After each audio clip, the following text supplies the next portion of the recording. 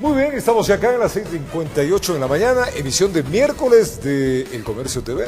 Así es, con todas las noticias del ámbito nacional e internacional, día frío en la capital, así que a salir bastante abrigado. Tomarse una agüita de canela, un buen café, un buen desayuno. En pantalla usted puede ver cómo está el clima en la ciudad de Quito a esta hora, 9 grados centígrados. Está lloviendo en muchísimas partes de la ciudad. Estaremos nubladitos desde las 9 de la mañana hasta las 12 y de ahí las lluvias continuarán, mi querida Ari. Ya lo estamos viendo en pantalla. No pararán durante algún tiempo, así que por favor, ya sabe, tiene que estar precavido, manejar con cuidado y salir bien abrigadito. Muy atentos que el índice UV, por favor, se recomienda mayor precaución para proteger la piel y los ojos. A pesar de la lluvia, ojo amigos y vecinos, ya a esta hora está en 9. Así es, no hace falta que esté haciendo mucho sol para que nosotros estemos expuestos a los índices ultravioletas, así que por favor siempre utilizar el bloqueador solar, siempre, eso ya tiene que ser una costumbre. La visibilidad está moderada, 8 kilómetros de visibilidad, y el mapa de lluvias a esta hora en el Ecuador entero es este. Usted puede ver directamente del satélite el movimiento de las masas de lluvia que están a esta hora sobre el distrito metropolitano de Quito y en gran parte de las provincias, sobre todo de la serranía, donde vemos muchísima actividad. Por lo tanto, miren ustedes, en toda esta zona de Santo Domingo, de Puerto Viejo, va a haber lluvias fuertes también en Quevedo, así que lo que nos están viendo en el Ecuador, hay que tomar las precauciones del caso. Tendremos un día a lo largo y ancho del país lluvioso. Bueno, vamos a empezar y les contamos que la Comisión de Fiscalización de la Asamblea Nacional dio paso al pedido de juicio político en contra de la ex canciller María Fernanda Espinosa, a quien se señala por el supuesto incumplimiento de funciones. Una vez que los asambleístas Raúl Tello, Carla Chávez y Homero Castañer revisaron la documentación y se verificó que cumplen con los requisitos, la Comisión de Fiscalización dio paso a la votación, que calificó a trámite el juicio político al ex canciller María Fernanda Espinosa. Ellos están haciendo lo propio, nosotros estamos complacidos de que sea así. La luz verde a este trámite se da 10 meses después de ingresada la solicitud por varios asambleístas de la bancada social cristiana y de Creo. Esto fue criticado. Yo creo que un juicio político, en el peor de los casos, debería llegar acá después de una semana, de 15 días. Espinosa, quien fue canciller del actual gobierno desde el 24 de mayo de 2017 hasta junio de 2018, es acusada de incumplir sus funciones en casos trascendentales como la crisis de la frontera norte, la entrega de la nacionalidad a Julian Assange y la presunta falta de apoyo a los ecuatorianos en Estados Unidos y Venezuela. Y la señora canciller en su momento, ella prefirió mantener su ideología política a favor del señor Maduro y del señor Ortega y no velar por los ecuatorianos que residen en Venezuela. En adelante, la comisión tiene 15 días para presentar las pruebas de cargo y descargo. Sin embargo, al Espinosa residir en Nueva York, en donde cumple sus funciones como presidenta de la Asamblea de Naciones Unidas, primero deberá ser notificada para que el plazo comience a correr. Lo que sí debemos garantizar es la igualdad de condiciones. Y les he explicado a los asambleístas que si hay algún indicio de nulidad y de que se ha violentado el derecho legítimo a la defensa, puede ser una causal de nulidad de todo lo actuado. Los asambleístas también hicieron una solicitud para llamar a comparecer a una lista de personalidades que aportarían información respecto a las acusaciones contra Espinosa, informó Carolina Basante. Mucha atención, el gobierno ecuatoriano entregará la información requerida al gobierno de Suecia respecto a la situación de Ola Bini. Mientras tanto, el 2 de mayo se llevará a cabo la audiencia para analizar el recurso de apelación a la prisión preventiva interpuesta por el defensor del programador. Le contamos. Al mediodía de este martes, la familia del sueco Ola Bini llegó hasta el centro de detención provisional de El Inca, junto al cónsul escandinavo Ola Erbneg. Luego de la visita manifestaron su preocupación por el estado de salud del programador y ciberactivista. Él no se siente tan bien como antes. Como prisioneros no tienen tiempo al aire libre, no pueden ser visitados diariamente y realmente la comida no va acorde a sus necesidades. Estamos preocupados por nuestro hijo. Además, el funcionario sueco confirmó la reunión entre la Cancillería de ese país y el embajador ecuatoriano en Estocolmo, Lautaro Pozzo, a quien se lo llamó a consultas. El embajador ecuatoriano fue llamado a la Cancillería sueca esta mañana Y ahí para explicarle un poco el tema, para preguntar un poco del tema aquí del detenimiento del detenido Ulavini. Así. Por lo menos le han preguntado, más información no tengo de eso. Suecia y Ecuador mantienen activa la vía diplomática para analizar la situación de Vini. Esta mañana el canciller José Valencia dijo que este tipo de pedidos de información en el actual contexto es normal y aseguró que se entregará al país escandinavo toda la información requerida. Por otro lado, la Corte de Justicia de Pichincha convocó para el jueves 2 de mayo a las 14:30 la audiencia para analizar el recurso de apelación a la prisión de Vini. El tribunal estará conformado por los jueces Juana Pacheco, Inés Romero y Fabián Favara. Los argumentos, lo que tenemos que hacer nosotros es demostrar por qué la decisión del inferior fue incorrecta, y toda vez que les digo que no hay ningún cargo, no hay un qué, cómo, cuándo y por qué, se entiende por sana lógica por qué es incorrecto. Nosotros queremos que él salga lo más pronto posible porque él no ha cometido ningún acto criminal.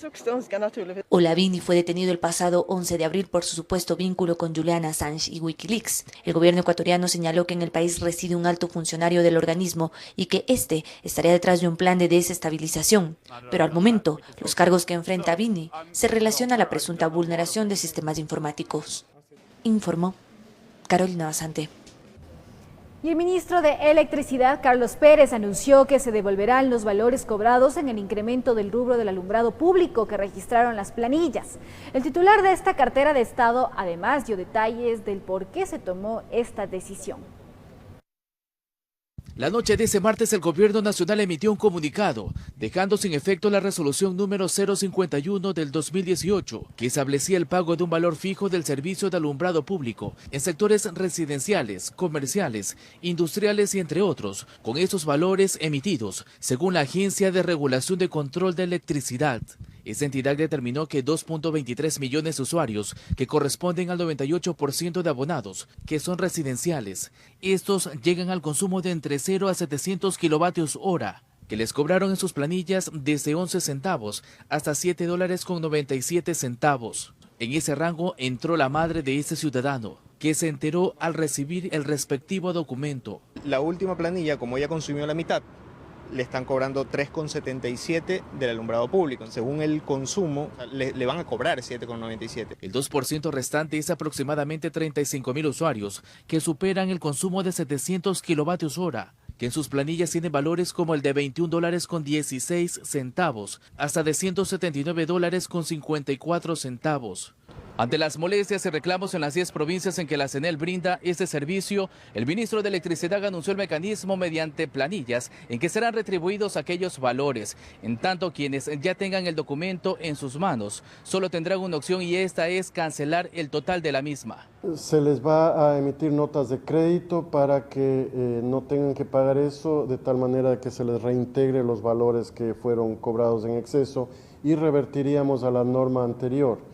La razón principal por lo que Arconel hizo esto es porque era un desorden el cobro del alumbrado público. Cada uno de los municipios tenía un procedimiento diferente, no estaba estandarizado. Ahora se pedirá una explicación al Arconel sobre este tema, que provocó una ola de cuestionamientos en redes sociales y obligó al ministro a retroceder en aquella decisión. Como ministro yo soy responsable de esas decisiones. Se me informó que no iba a haber un mayor impacto y que simplemente se iba a redistribuir esto. Cada provincia actuó de una manera diferente. Esta nueva norma entró en vigencia a partir del 1 de enero del 2019. En el caso de Guayaquil implementó recién en marzo. Los nuevos valores sorprendieron a más de uno, que esperan que no les vuelvan a tocar sus bolsillos. Yo pagaba 27. ¿Y ahora? Vivíamos 7 personas, ahora vivimos 2, yo y mi esposo, y pago 63. Usted sabe que con $1 o $2 usted muy bien le sirve para comer. Con la situación que ahorita estamos, como que no es conveniente. Aunque para el ministro del ramo no se trató de un método para incrementar arcas estatales, ni un pedido del Fondo Monetario Internacional. Nosotros vamos a tener que hacer un nuevo estudio técnico a ver cómo redistribuimos esos montos. Informó Charlie Pisa. Les estuvimos contando, y ahora el presidente Lenín Moreno ofreció cumplir con las obligaciones pendientes con las prefecturas. El monto que se adeuda o que adeuda el gobierno sería de $384 millones. El anuncio se dio en el marco de la primera reunión que sostuvieron los prefectos electos. Veamos. Estamos conscientes de las deudas pendientes del gobierno central con las prefecturas y asumimos esas obligaciones que tenemos y las cumpliremos, no lo duden, los vamos a cumplir. Este fue el ofrecimiento del presidente Lenín Moreno a los prefectos electos en una reunión que mantuvieron la mañana de este martes en el Palacio de Carondelet. El gobierno tiene una deuda pendiente con las prefecturas desde el año 2017 por varios conceptos. La deuda total es de 348 millones de dólares. Todas las provincias se nos da deuda desde el mismo, el tema de riego y drenaje, el tema del IVA no devuelto, son los convenios de años pasados que no se han cumplido. Antes de iniciar la reunión, varios de los prefectos expresaron que su postura es buscar mecanismos de pago que permitan avanzar con obras que se encuentran paralizadas. Un proceso de pagos que tiene que hacerse efectivo. La gente en las parroquias, la gente en la provincia no espera discursos ni excusas, espera resultados y los resultados son obras y las obras se construyen con recursos. Y venimos con mucha esperanza que por fin pueda aparecer la mano amiga para las comunidades que están históricamente abandonadas. Otro de los planteamientos fue que los consejos provinciales no paguen el impuesto del valor agregado IVA. Que realmente se implemente el IVA cero. Nosotros podemos hacer declaraciones, podemos reportar todas las compras, contrataciones que hacemos, pero no cancelar el IVA, porque este no regresa sino después de 2 o 3 años. Luego de casi 3 horas, algunas de las resoluciones son que el gobierno propone el pago de la deuda con bonos y que se crearán mesas técnicas. A la cita no asistió la prefecta de Pichincha, Paola Pavón, y el prefecto del Guayas, Carlos Luis Morales. Informó Priscila Cadena. El alcalde de Guayaquil, Jaime Nebot, mantuvo un encuentro con los 48 alcaldes electos del Partido Social Cristiano y sus aliados a nivel nacional.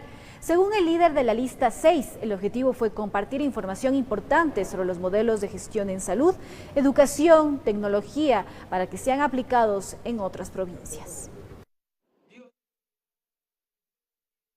Sobre su futuro político. Que nadie vaya a confundir esto con un mitin político electoral, advirtió no pocas veces Jaime Nebot.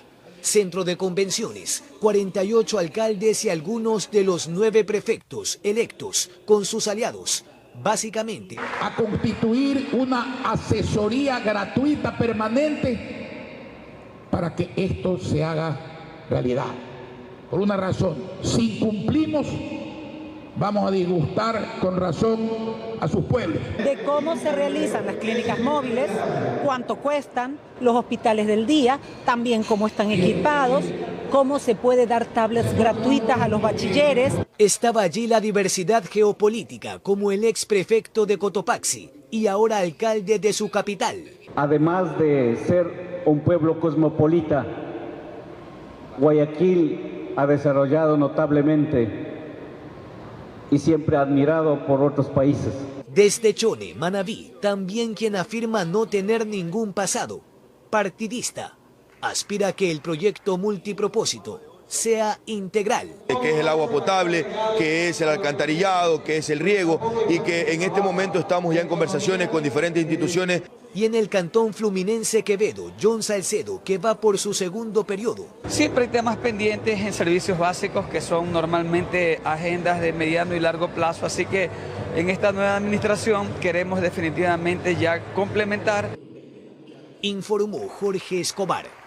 Hacemos una pausa y al retornar, nuevos roces al interior de la bancada de Alianza País.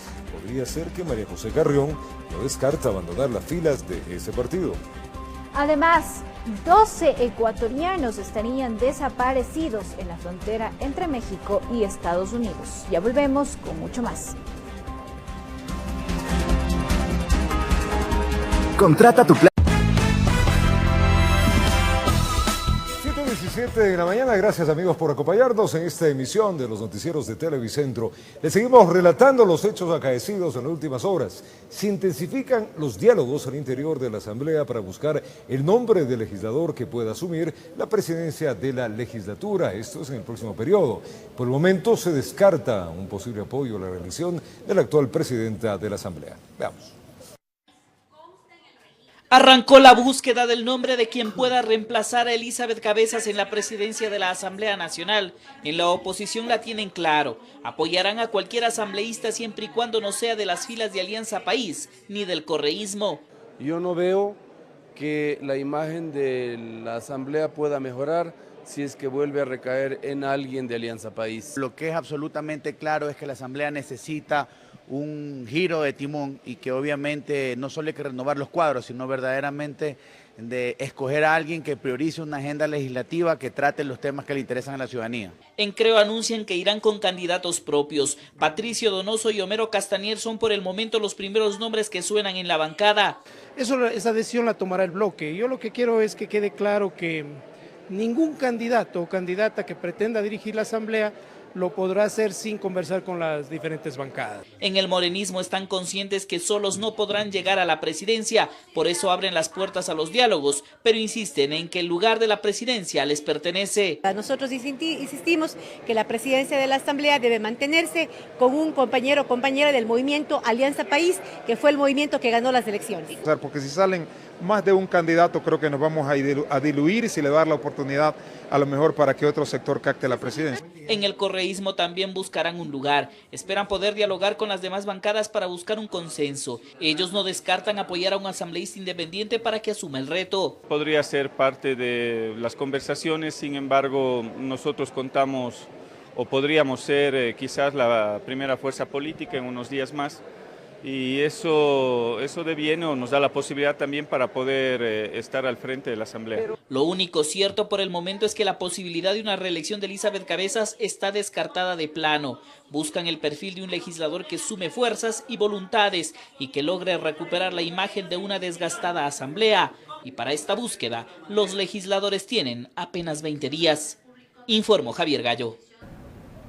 Y nuevos roces al interior de la bancada de Alianza País podrían terminar en una ruptura del bloque oficialista. María José Carrión deja abierta la posibilidad de apartarse de la bancada, mientras que aparece un subbloque de 5 asambleístas. En la asamblea, el bloque de Alianza País al parecer está a puertas de un nuevo cisma interno. Fuertes discrepancias al interior de la bancada han provocado que varios legisladores se muestren incómodos dentro de la organización.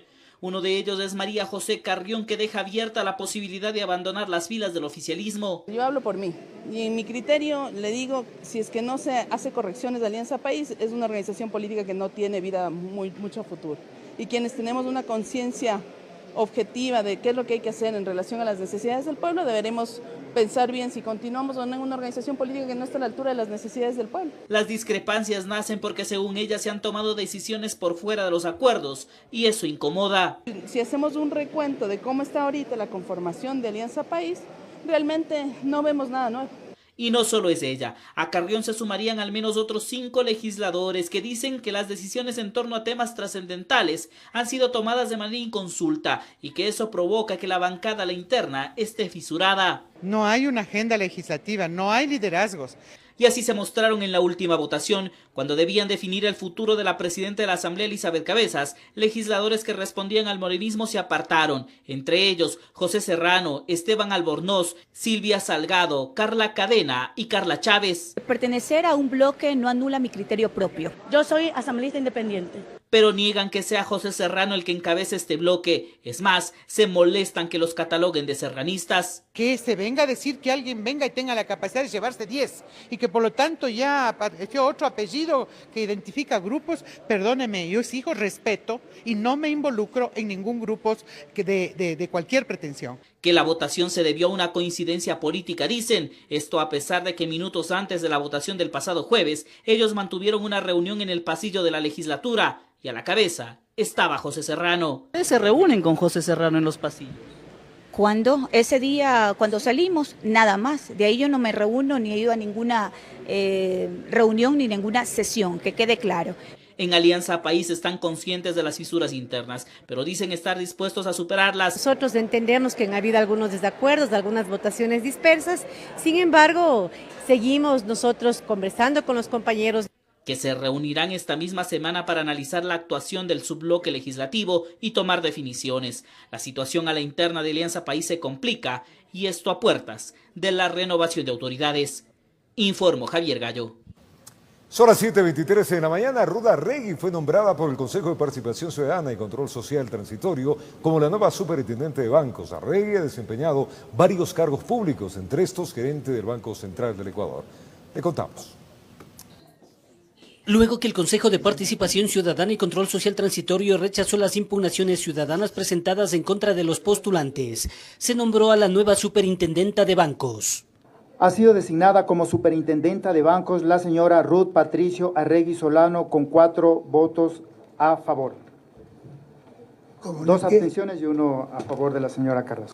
Arregui se ha desempeñado como subsecretaria de Desarrollo Organizacional del Ministerio del Ambiente, viceministra de Coordinación de la Política Económica, intendenta general de Bancos y Seguros, gerente general del Banco Central del Ecuador, consultora internacional y capacitadora de la Escuela de Negocios de la Universidad San Francisco de Quito.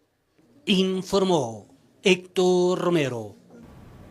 El Consejo de Participación Ciudadana y Control Social Transitorio deberá convocar nuevamente a la etapa de impugnación ciudadana en la selección y designación del defensor público, una vez que los 4 mejor puntuados fueron descalificados.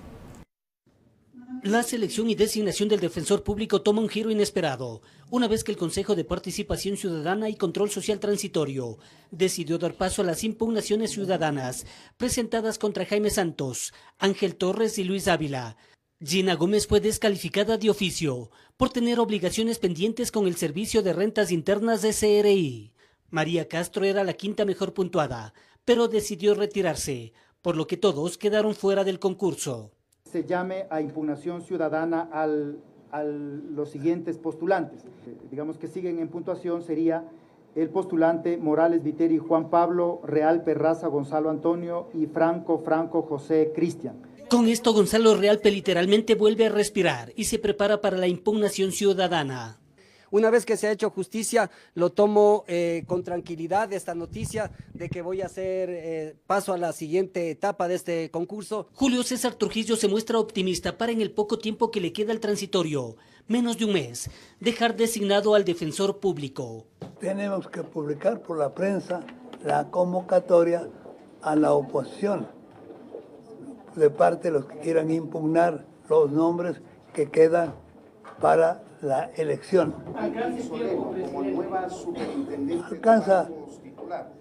Alcanza perfectamente, aunque diría con las justas. Lo que queda fuera de sus manos es el nombramiento de los integrantes de la Conferencia Plurinacional e Intercultural de Soberanía Alimentaria por la falta de postulantes, a lo que se suma la Superintendencia de Ordenamiento Territorial, Uso y Gestión del Suelo.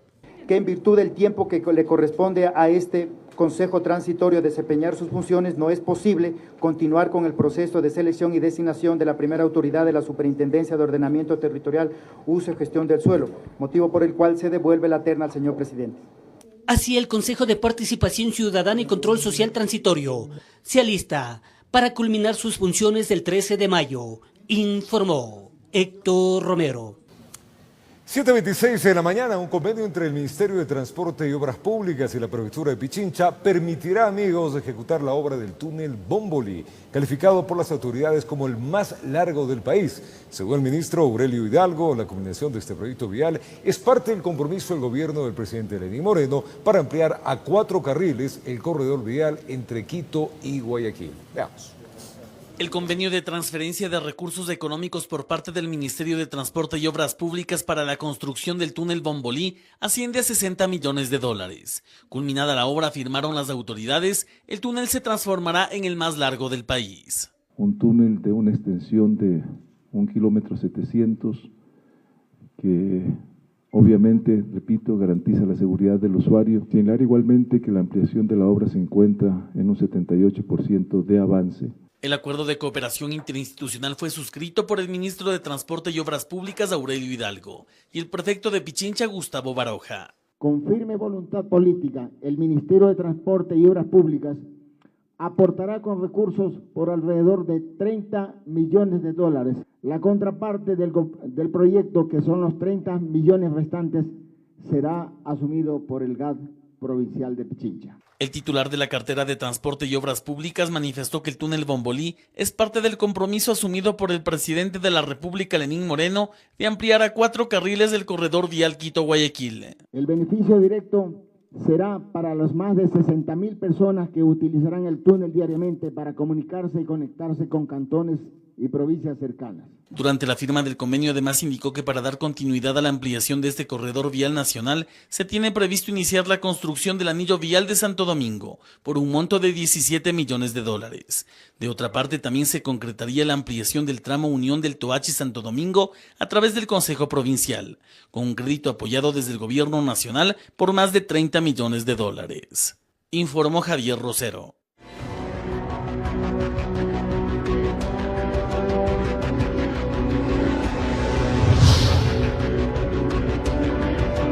12 ecuatorianos estarían desaparecidos en la frontera entre México y Estados Unidos, según el reporte de 1-800 Migrante.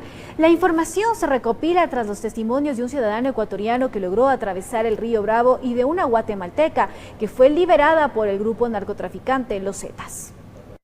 12 migrantes ecuatorianos habrían desaparecido en la frontera entre México y Estados Unidos al intentar cruzar el río Bravo. Este reporte, denunciado por la organización 1-800 Migrante, recoge el testimonio de un sobreviviente.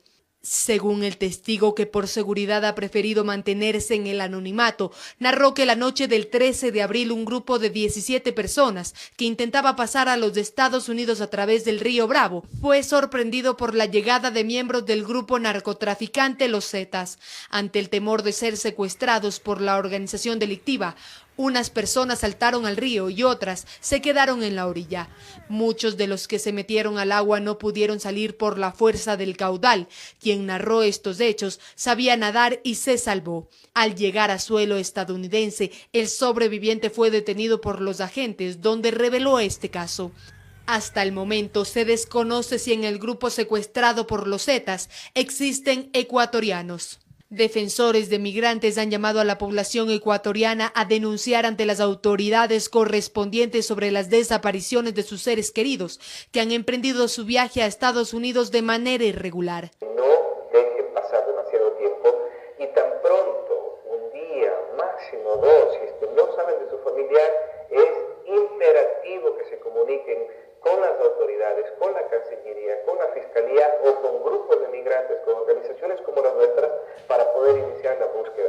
Miriam Paguay, de 21 años, de la comunidad de Huantuc de la provincia de Chimborazo, es una de las que se encuentra en el registro de desaparecidos. La organización sin fines de lucro advierte que este no es el único grupo de personas desaparecidas en la frontera. No es el único grupo que hay de desaparecidos. Hemos visto que hay 3 grupos diferentes en 3 puntos diferentes de la frontera. El cuerpo de Luis Quesada, oriundo de Loja, de 23 años, se encontró flotando sobre el río Bravo el pasado viernes. 1-800 Migrante hace un llamado a los gobiernos de Ecuador y México a actuar ante la grave situación. En los próximos días, la organización emitirá una base de datos con el reporte específico de las personas desaparecidas en la frontera entre Estados Unidos y México. Informó Valeria Navarro. Un nuevo caso de violencia intrafamiliar se reportó en la ciudad de Otavalo, allí en la provincia de Imbabura. En este caso, un hombre, increíble esto, secuestró a su conviviente e hija por cerca de 2 horas. La policía logró rescatarlas con vida. Veamos. No, nada más, no. A los policías les llegó la alerta de un caso de violencia intrafamiliar en el barrio San Pedro, Cantón Otavalo. Acudieron al lugar y se toparon con una escena desfavorable. Un hombre tenía como rehenes a su conviviente e hija. Cálmate, William, cálmate, por favor. Pero ¿por qué no podemos conversar? Te prometo que no te voy a llevar preso. Con 2 cuchillos amenazaba con actuar si los uniformados intentaban ingresar. Tenía secuestrada a su esposa y a su hija menor de edad de 6 años. Por 2 horas el oficial a cargo de las negociaciones verbalizó con el sujeto de 28 años de edad. La tarea no fue fácil, había que precautelar la vida de la madre e hija, quienes estaban prácticamente en contra de su voluntad en el interior de la casa. No te hagas daño, ¿por qué te vas a hacer daño si es mejor solucionar? Por eso quiero conversar para poder entenderte, pues. No, nada más, no. Al final accedió a dejarlas libres, las mujeres salieron, pero la negociación seguía. William Marcelo amenazaba con quitarse la vida, incluso habló de hacer explotar un cilindro de gas. Quería que se vayan todos. Por la ventana pasó los 5 cuchillos y 2 desarmadores que tenía. Hay un procedimiento que sí se incorporó después del incidente de Ibarra, y es que ahora cuando recibimos una llamada de emergencia de la policía para los casos de violencia intrafamiliar, lo primero que hace la policía es aislar al supuesto agresor o al presunto agresor, verificar que no tenga armas. Finalmente accedió a abrir la puerta y en ese momento elementos del Grupo de Operaciones Especiales de la Policía ingresaron y neutralizaron al individuo. En este caso se habla que se configuraría un doble delito, tentativa de femicidio e intento de homicidio. Estaba con un poco de ingesta de alcohol. Lo que más sorprendió a los agentes de la policía, que a pesar del infierno que la madre vivió con su hija, se negó a poner la denuncia. No tengan miedo, que denuncien el maltrato de violencia intrafamiliar. Escenas como sacadas de una película de acción, pero el guión en esta ocasión se escribió en Otavalo. En Quito informó Iván Casamen. Y esta madrugada la Policía Nacional detuvo a un ciudadano extranjero acusado de intentar asesinar a su ex conviviente. El episodio se produjo en el Cantón Durán, provincia del Guayas. Varias detonaciones producidas por este revólver calibre 38 alertaron a los habitantes del barrio Peñarol en Durán. Al salir de sus domicilios, se encontraron con un hombre que intentaba asesinar a su ex conviviente, por lo que llamaron al EQ 911. Inmediatamente nos trasladamos hasta el lugar. En el lugar tomamos contacto con una ciudadana de nacionalidad colombiana, la misma que indica que su ex conviviente había llegado a su domicilio y había procedido a amedrentar con un arma de fuego realizando disparos. Se trata de un ciudadano venezolano quien se niega a aceptar la separación con su pareja de su misma nacionalidad. Al presenciar el patrullero de la policía, el sujeto salió despavorido del sitio, siendo atrapado cuadras más adelante. Al registrar le encontramos en la mano derecha un balde color azul. Dentro del mismo tenía un arma de fuego. En el arma de fuego calibre 38 se encontraban 6 proyectiles, 2 percutados y 4 listos para disparar. La víctima, de aproximadamente 30 años, asentó la denuncia en la fiscalía, mientras que el hombre de 25 es investigado por intento de femicidio. Informó Jorge Salazar. Y a las 7:36 en la mañana hacemos una pausa y al retornar, 2 camiones rompieron violentamente el cerco y huyeron del control policial en Mascarilla. Siempre es un placer estar con ustedes en esta mañana. Ahora vamos a contarles que 2 camiones rompieron violentamente el cerco y huyeron del control policial. Esto en Mascarilla, ya en Imbabura. Los presuntos antisociales actuaron en colaboración con civiles y vehículos livianos. Historia realmente sacada de Hollywood. Veamos. Un nuevo incidente se registró en el control policial de Mascarilla en Imbabura. 2 pesados vehículos no hicieron caso al control de los uniformados, rompieron el cerco y huyeron en colaboración con vehículos livianos. La ministra del Interior, María Paula Romo, se refirió a los hechos registrados este lunes 22 de abril. Ayer tuvimos un incidente otra vez de desobediencia a la autoridad de la policía en la zona del control de Mascarilla. Se suma a muchos otros incidentes que están sucediendo en la zona y por supuesto van a ser respondidos con la aplicación de la ley. Es una zona en donde ustedes saben que tenemos algunas actividades ilegales desarrollándose y nosotros como Policía Nacional no vamos a dejar de actuar. Al ser alertados previamente, los policías bloquearon la vía con vehículos con carga pesada para impedir que los camiones pasen el control, pero esto poco les importó a los presuntos antisociales que se dieron modos para evadir el cerco. Videos que circulan en redes sociales muestran cuando varios civiles intentan quitar las mallas de seguridad para después intentar mover los autos en su afán de dar paso a los camiones. No vamos a permitir que estos actos de desobediencia pues desanimen o desarticulen la labor de la policía y vamos a seguir respondiendo con las actividades que la ley nos permite. Se presume que los pesados vehículos que huyeron del control policial transportaban material aurífero de manera ilegal o alguna sustancia sujeta a fiscalización.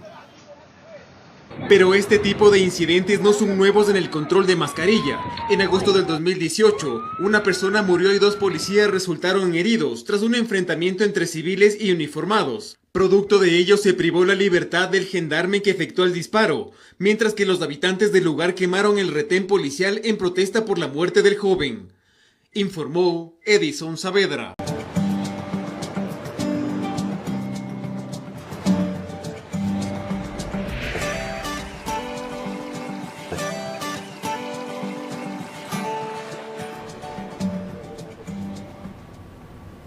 La parroquia de Perucho inauguró su Museo de Arqueología e Historia que devela una riqueza cultural. Conozcamos qué tesoros guarda este museo. El Museo de Arqueología e Historia de Perucho pretende dar a conocer el pasado de este pueblo, con el objetivo de fortalecer su identidad cultural. Queremos indicarles que acá en este museo vamos a encontrar información acerca de los distintos periodos culturales del Ecuador y sobre todo de la región norte. De seguro usted se estará preguntando ¿dónde es Perucho? El museo contiene piezas que son el resultado de una investigación arqueológica, pues esta parroquia es la más pequeña de la zona norcentral de Quito. Este sector posee una riqueza cultural y con el objetivo de conservar este patrimonio arqueológico tangible e intangible, se creó este museo. Aquí les ofrecemos un símbolo muy representativo del turismo que ha sido nuestra iglesia colonial, construida entre los años 1650 y 1700. También ofrecemos acá en nuestra parroquia Perucho los ricos frutales, básicamente la mandarina. El museo contiene piezas que son el resultado de una investigación arqueológica realizada en toda la zona peruchana, la Ruta Escondida. En dicho estudio se encontraron evidencias arqueológicas que datan del periodo precerámico hasta el periodo de integración. Del periodo de integración temprano, en Perucho, en el sitio Charla, una tumba de 3 metros de profundidad, la cual contenía vasijas locales de los Quitu, Caranqui y Cayambe temprano, y también cerámica cosanga que proviene del oriente, específicamente de las zonas de Papayacta, Oyacachi y Baeza. Parte de los descubrimientos se encuentran emparentados con los recientes hallazgos localizados en el barrio La Dolorosa de Llano Chico y cuya antigüedad dataría de 2300 a 2000 años. Entre los datos representativos pues encontramos una ocupación bastante temprana de hace 9000 años en la parroquia de San José de Minas, que posiblemente se asocia con los cazadores-recolectores que habitaron esta zona. La inversión en el Museo de Perucho es de alrededor de $250,000, donde varias entidades participaron. El horario de atención es viernes, sábado, domingo y feriados. Las visitas de instituciones educativas o grupos de turistas pueden realizarse entre semana con previo aviso. Con estas facilidades, no hay ningún pretexto para no visitar el Museo de Perucho. Con cámaras de Henry Peñaranda, informó Patricia Aldaz.